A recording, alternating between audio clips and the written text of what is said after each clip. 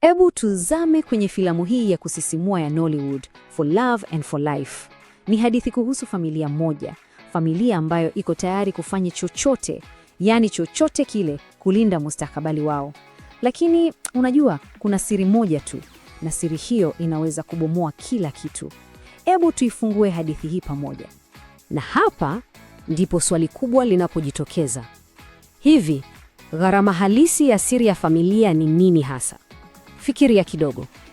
Hili ndilo swali linaloendesha kila kitu kwenye filma hii, na bila shaka linatufanya tujiulize kuhusu maisha yetu sisi wenyewe. Sasa hadithi yenyewe inaanza na mpango wa ndoa kati ya Daktari Michael na binti mmoja anaitwa Vanessa. Na huu si mpango wao, la hasha, ni mpango uliosukwa na mama zao. Hapo swali linakuja, hivi kweli upendo unaweza kulazimishwa? Yaani, tangu mwanzo kabisa tunapata kuona nia halisi ilivyo. Mama yake Vanessa hamumunyi maneno, anamwambia binti yake moja kwa moja, hii si habari ya mapenzi, huu ni mkakati. Anasema mfanye akuowe, yaani lengo hapa ni kumdhibiti, sio kumpenda.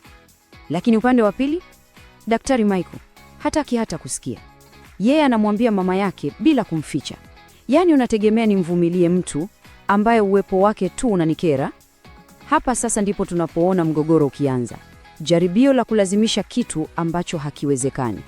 Basi, kama unavyoweza kutarajia, ule mpango uliopangwa kwa umakini wote unaanza sasa kufumuka. Hebu ufikiria, Michael yuko pale nyumbani kwa Vanessa. Ghafla anasikia kitu cha ajabu, sauti ya kilio cha mtu anayeteseka kinachotoka kwenye chumba fulani. Mara moja anahisi kuna jambo aliko sawa. Unajua ile hisia, udadisi unamshika, hawezi kutulia. Na anaporudi tena anagundua kitu cha kushtusha kweli kweli. Anamkuta Clara ambaye kumbe ni dada yake Vanessa amefungiwa chumbani, na si mwingine aliyemfunga ni familia yake yenyewe. Hapo sasa ile siri kubwa imefichuka na kila kitu kuanzia hapo kinabadilika. Sasa baada ya ugunduzi huu, mchezo mzima unabadilika.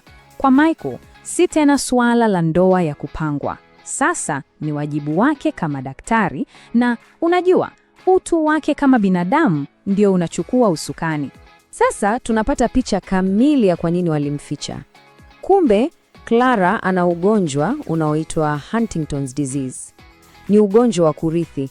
Familia yake badala ya kumtunza, waliona aibu na wakaogopa sifa yao itaharibika. Waliamua kumficha, wakihofia kwamba kama watu wangejua, Vanessa angekosa mume.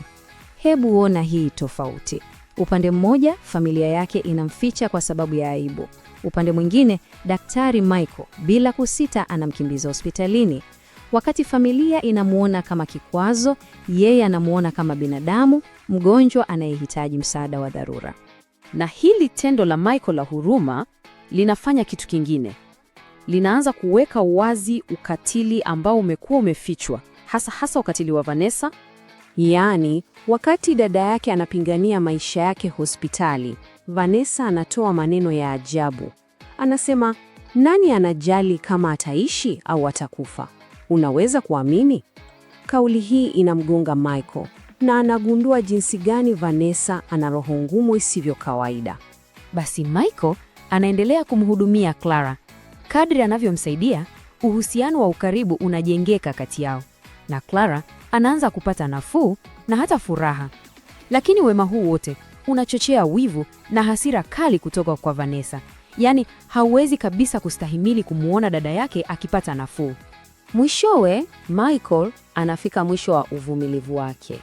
Baada ya kushuhudia ule ukatili wote, anampa Vanessa maneno yake ya mwisho, wazi. Sikiliza, mimi na wewe hatujawahi kuwa kwenye uhusiano. Tafadhali, kaa mbali kabisa na maisha yangu. Hapo, anafanya uamuzi. Anachagua ubinadamu dhidi ya ule mpango wa familia. Okay, sasa baada ya hayo yote, hadithi hii inatuachia masomo gani hasa? Tunajifunza nini kuhusu upendo, familia na hata ubinadamu wetu? La kwanza kabisa ni wazi, uhusiano wa kweli hauwezi kulazimishwa. Angalia ule wa Michael na Vanessa. Ulijengwa juu ya mipango na tamaa, na mwisho wake ulisambaratika. lakini ule uliozaliwa kati ya Michael na Clara kutokana na huruma tu ndio uliostawi. Pili, tunajifunza kuwa huruma ina nguvu kuliko urahisi. Michael alikuwa na chaguo, njia rahisi ya kumtii mama yake na kuoa, au njia ngumu lakini sahihi ya kumsaidia Clara. Alichagua ile ngumu. Hii inatuonyesha kwamba kufanya jambo sahihi ni muhimu zaidi kuliko kufuata njia nyepesi. Somo jingine muhimu ni hili: kuficha ukweli kunaahirisha tu maumivu, hakuondoi. Familia ya Vanessa ilidhani kuficha siri kutawalinda, lakini mwisho wa siku siri hiyo ndio iliyowaletea maumivu na uharibifu mkubwa zaidi. Wakati mwingine ukweli unauma, lakini ni afadhali. Na mwisho kabisa, filamu inatukumbusha kitu kizuri sana: upendo na utunzaji ni dawa yenye nguvu. Wema ambao Michael alimwonyesha Clara haukumponya tu kimwili, bali hata kihisia. Inathibitisha tu kwamba ubinadamu wetu ndio tiba bora kuliko zote. Kwa hiyo, baada ya yote haya, filamu inatuacha na hili swali la kujiuliza sisi wenyewe. Hebu fikiria mahusiano yako. Yamejengwa juu ya ukweli wa dhati? Au ni kwa sababu tu unajaribu kutimiza matarajio ya watu wengine? Ni swali zuri la kutafakari.